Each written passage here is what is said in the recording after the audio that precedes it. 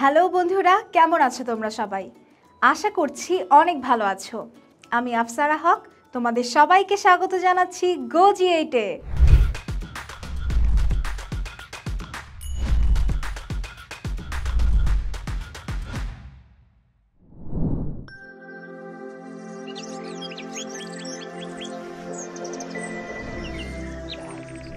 বন্ধুরা, গত ক্লাসে আমরা নবম দশম শ্রেণীর রসায়ন বইয়ের একাদশ অধ্যায় খনিজ সম্পদ জীবাশ্ম নিয়ে আলোচনা করেছিলাম।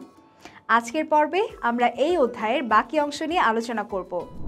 বন্ধুরা, প্রথমে আমরা পলিমার ও তার বিভিন্ন শ্রেণীবিভাগ নিয়ে আলোচনা করব। যে বিক্রিয়ায় কোনো পদার্থের অনেকগুলো ক্ষুদ্র অণু পরস্পর যুক্ত হয়ে বৃহৎ অণু গঠন করে সেই বিক্রিয়াকে পলিমারকরণ বিক্রিয়া বলে। বন্ধুরা, তাহলে চলো জেনে নেই মনোমার কি। পলিমারকরণ বিক্রিয়ায় যে ছোট অণুগুলো অংশগ্রহণ করে তাদের প্রত্যেকটিকে এক একটি মনোমার বলে এবং এই বিক্রিয়ার ফলে যে বৃহৎ অণু গঠিত হয় তাকে পলিমার অণু বলে। বন্ধুরা, দুইটি মনোমার একসাথে যুক্ত হলে তাকে ডাইমার বলে। তিনটি মনোমার একসাথে যুক্ত হয়ে ট্রাইমার গঠিত হয়। এভাবে অনেকগুলো মনোমার একসাথে যুক্ত হয়ে পলিমার সৃষ্টি হয়। আমাদের খাদ্যের একটি প্রধান উপাদান হলো প্রোটিন। এই প্রোটিনও অ্যামাইনো অ্যাসিডের একটি পলিমার। বন্ধুরা, পলিমারকে বিভিন্নভাবে শ্রেণীবিভাগ করা যেতে পারে, তবে গঠন প্রকৃতি অনুযায়ী পলিমার দুই প্রকার, যথা সংযোজন বা জুট পলিমার এবং ঘনীভবন পলিমার। বন্ধুরা, তাহলে চলো জেনে নেই সংযোজন বা জুট পলিমার কি। যে পলিমারকরণ বিক্রিয়ায় মনোমার অণুগুলো সরাসরি একে অপরের সাথে যুক্ত হয়ে দীর্ঘ শিকল বিশিষ্ট পলিমার গঠন করে তাকে সংযোজন পলিমারকরণ বিক্রিয়া বলা হয়। বন্ধুরা, সংযোজন পলিমারকরণ বিক্রিয়ায় গঠিত পলিমারকে সংযোজন পলিমার বলে। তাহলে চলো এবার আমরা সংযোজন পলিমারকরণ বিক্রিয়াটি দেখে নেই। সামান্য পরিমাণ অক্সিজেনের উপস্থিতিতে 1000 বায়ুমণ্ডল চাপ ও 200 ডিগ্রি সেলসিয়াস তাপমাত্রায় ইথিনকে উত্তপ্ত করলে পলিথিন উৎপন্ন হয়। এই বিক্রিয়াকে সংযোজন পলিমারকরণ বিক্রিয়া বলে। বন্ধুরা, এই বিক্রিয়াটিতে ইথিনকে বলা হয় মনোমার। বন্ধুরা, উদাহরণ হিসেবে আমরা পলিপ্রোপিন ও পলিভিনাইল ক্লোরাইড ব্যাখ্যা করতে পারি। যেমন প্রোপিনকে টাইটানিয়াম ক্লোরাইডের উপস্থিতিতে 140 বায়ুমণ্ডল চাপ ও 120 ডিগ্রি সেলসিয়াস তাপমাত্রায় উত্তপ্ত করলে পলিপ্রোপিন উৎপন্ন হয়। পলিপ্রোপিন পলিথিনের চেয়ে শক্ত ও হালকা। পলিপ্রোপিন দিয়ে দড়ি, পাইপ, কার্পেট ইত্যাদি তৈরি করা যায়। বন্ধুরা, এবার আমরা দেখব পলিভিনাইল ক্লোরাইড বা পিভিসি কিভাবে তৈরি হয়। ভিনাইল ক্লোরাইডকে জৈব পার অক্সাইডের উপস্থিতিতে উচ্চ চাপ এবং উচ্চ তাপমাত্রায় উত্তপ্ত করলে পলিভিনাইল ক্লোরাইড বা পিভিসি উৎপন্ন হয়। বন্ধুরা, এখন আমরা দেখব ঘনীভবন পলিমার বলতে কি বোঝায়। যে পলিমারকরণ বিক্রিয়ায় মনোমার অণুসমূহ পরস্পরের সাথে যুক্ত হবার সময় ক্ষুদ্র ক্ষুদ্র অণু যেমন hydrogen oxide, carbon die oxide ইত্যাদি অপসারণ করে সেই পলিমারকরণ বিক্রিয়াকে ঘনীভবন পলিমারকরণ বিক্রিয়া বলা হয়। ঘনীভবন পলিমারকরণ বিক্রিয়ায় নাইলন 6,6 পলিমার তৈরি হয়। বন্ধুরা, এখন আমরা দেখব নাইলন উৎপাদন। টাইটানিয়াম অক্সাইডের উপস্থিতিতে হেক্সামিথিলিন ডাইঅ্যামিনের সাথে অ্যাডিপিক অ্যাসিড উত্তপ্ত করলে নাইলন 6,6 উৎপন্ন হয়। উৎসের উপর ভিত্তি করে পলিমারকে আবার দুই ভাগে ভাগ করা যায়, যেমন প্রাকৃতিক পলিমার এবং কৃত্রিম পলিমার। বন্ধুরা, প্রথমেই আমরা আলোচনা করব প্রাকৃতিক পলিমার নিয়ে। প্রাকৃতিকভাবে অনেক পলিমার উৎপন্ন হয়, যেমন উদ্ভিদের সেলুলোজ, স্টার্চ দুটোই প্রাকৃতিক পলিমার যা বহু সংখ্যক গ্লুকোজ অণু থেকে তৈরি হয়। প্রোটিন হলো অ্যামাইনো অ্যাসিডের পলিমার। আবার রাবার গাছের কষ একটি প্রাকৃতিক পলিমার। আমাদের দেশে পার্বত্য চট্টগ্রাম, কক্সবাজার, হবিগঞ্জ, সিলেট ও টাঙ্গাইল জেলায় রাবার চাষ হচ্ছে। প্রাকৃতিক রাবারের চেয়ে বহুগুণ বেশি প্লাস্টিক শিল্প কারখানায় সংশ্লেষ করা হচ্ছে। বন্ধুরা, আমরা বিভিন্ন ধরনের পলিমারের সংকেত, ধর্ম ও ব্যবহার দেখতে পাচ্ছি। বন্ধুরা, এখন আমরা আলোচনা করব কৃত্রিম পলিমার নিয়ে। কৃত্রিম পলিমার বা প্লাস্টিক হলো শক্ত, হালকা, সস্তা এবং যে কোনো পছন্দসই রঙের প্লাস্টিক পাওয়া যায়।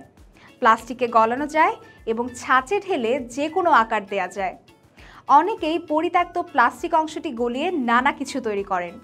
এটি করা বিপজ্জনক, কারণ প্লাস্টিক দ্রব্যকে পোড়ালে বা উত্তাপে গলানো হলে অনেক রকম বিষাক্ত গ্যাস উৎপন্ন হয়। বন্ধুরা, খাবার রাখার পাত্র, মোড়ক, বলপেন, চেয়ার, টেবিল, গাড়ির যন্ত্রাংশ, পানির ট্যাঙ্ক, গামলা, বালতি, মগ ইত্যাদি সামগ্রী প্রস্তুত করার জন্য ব্যাপকভাবে প্লাস্টিক দ্রব্য ব্যবহার করা হয়। বন্ধুরা, এই পর্যায়ে আমরা প্লাস্টিক ব্যবহারের সুবিধা ও অসুবিধা নিয়ে আলোচনা করব। প্রথমেই চলো জেনে নিই সুবিধাগুলো। বর্তমান বিশ্বে ব্যাপক হারে প্লাস্টিক জাতীয় কৃত্রিম পলিমার ব্যবহার করা হচ্ছে। এই জাতীয় পদার্থ ব্যবহারে প্রচুর সুবিধা হয়েছে। অপরদিকে প্লাস্টিক জাতীয় পদার্থ আমাদের পরিবেশের জন্য হুমকি স্বরূপ। বর্তমানে এ জাতীয় পদার্থ দৈনন্দিন জীবনের সাথে নিবিড়ভাবে জড়িয়ে গিয়েছে। প্লাস্টিক জাতীয় পদার্থ থেকে আমাদের নিত্য প্রয়োজনীয় জিনিস যেমন থালা বাসন, বিভিন্ন ধরনের পাইপ, বিভিন্ন কন্টেইনার, ব্যাগ সহ আরও অনেক কিছু প্রস্তুত করা হয়। এগুলো তৈরিতে আগে সম্পূর্ণরূপে ধাতু, প্রাকৃতিক তন্তু যেমন তুলা, পাট, রেশম, কাঠ ইত্যাদি ব্যবহার করা হতো। প্লাস্টিক এদের তুলনায় অনেক পাতলা। তাছাড়া প্লাস্টিককে ইচ্ছা অনুযায়ী রূপ দিয়ে ইচ্ছে মতো বিভিন্ন আকারের জিনিস তৈরি করা যায়। তাতে আবার বিভিন্ন ধরনের রং মিশিয়ে আকর্ষণীয় করে তোলা যায়। বন্ধুরা, এই পর্যায়ে আমরা প্লাস্টিক ব্যবহারের অসুবিধা নিয়ে আলোচনা করব। প্লাস্টিক জাতীয় দ্রব্যের সবচেয়ে বড় অসুবিধা হলো তা পরিবেশের জন্য ক্ষতিকর। যে সকল জিনিস মাটিতে বা পানিতে ফেলা হয় সেগুলো ব্যাকটেরিয়া বা বায়ুমণ্ডলের অক্সিজেন কিংবা মাটি বা পানিতে অন্য পদার্থের সাথে বিক্রিয়া করে ক্ষয়প্রাপ্ত হয় এবং পরিবেশের ভারসাম্য বজায় রাখে। কিন্তু প্লাস্টিক দ্রব্য যেমন ব্যাকটেরিয়া দ্বারা ক্ষয়প্রাপ্ত হয় না, তেমনি অন্যান্য পদার্থের সাথেও বিক্রিয়া করে না। তাই মাটিতে বা পানিতে ফেললে তা একই রকম থেকে যায়। এর ফলে মাটি ও পানির দূষণ ঘটে এবং সেই সাথে পরিবেশের ভারসাম্য নষ্ট হয়। এক্ষেত্রে আমাদের উচিত প্লাস্টিক জাতীয় দ্রব্যকে যেখানে সেখানে না ফেলে তাকে সংরক্ষণ করে আবারও প্রক্রিয়াজাত করে পুনরায় ব্যবহার করা। অন্যদিকে কাঠ, ধাতু, প্রাকৃতিক তন্তু ব্যবহারের পরিমাণও বাড়াতে হবে। বন্ধুরা, বিজ্ঞানীরা পচনশীল প্লাস্টিক দ্রব্য তৈরি করার চেষ্টা করছেন এবং ইতিমধ্যে তারা অনেক ক্ষেত্রে সফলও হয়েছেন। তাই আশা করা যায় অদূর ভবিষ্যতে বাজারে বর্তমানে ব্যবহৃত প্লাস্টিক দ্রব্যের পরিবর্তে পচনশীল প্লাস্টিকের তৈরি দ্রব্য সামগ্রী পাওয়া যাবে।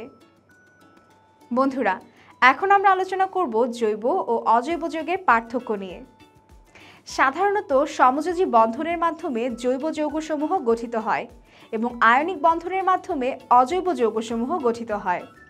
বন্ধুরা, জৈব ও অজৈব যৌগের মধ্যে সাধারণত যেসব পার্থক্য দেখা যায় তা তোমরা ছবিতে দেখতে পাচ্ছ।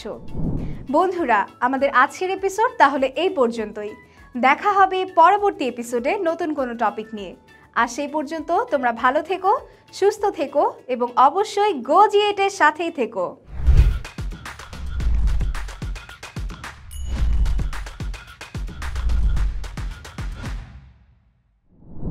বন্ধুরা, আজকের পর্বে আমরা যে আলোচনা করলাম, চলো সেখান থেকে কিছু গুরুত্বপূর্ণ নোটস দেখে নেই। যে বিক্রিয়ায় কোনো পদার্থের অনেকগুলো ক্ষুদ্র অণু পরস্পর যুক্ত হয়ে বৃহৎ অণু গঠন করে সেই বিক্রিয়াকে পলিমারকরণ বিক্রিয়া বলে। পলিমারকরণ বিক্রিয়ায় যে ছোট অণুগুলো অংশগ্রহণ করে তাদের প্রত্যেকটিকে এক একটি মনোমার বলে। যে পলিমারকরণ বিক্রিয়ায় মনোমার অণুগুলো সরাসরি একে অপরের সাথে যুক্ত হয়ে দীর্ঘ শিকল বিশিষ্ট পলিমার গঠন করে তাকে সংযোজন পলিমারকরণ বিক্রিয়া বলা হয়। যে পলিমারকরণ বিক্রিয়ায় মনোমার অণুসমূহ পরস্পরের সাথে যুক্ত হবার সময় ক্ষুদ্র ক্ষুদ্র অণু অপসারণ করে সেই পলিমারকরণ বিক্রিয়াকে ঘনীভবন পলিমারকরণ বিক্রিয়া বলা হয়। সমযোজী বন্ধনের মাধ্যমে জৈব যৌগ গঠিত হয়, আয়নিক বন্ধনের মাধ্যমে অজৈব যৌগ গঠিত হয়।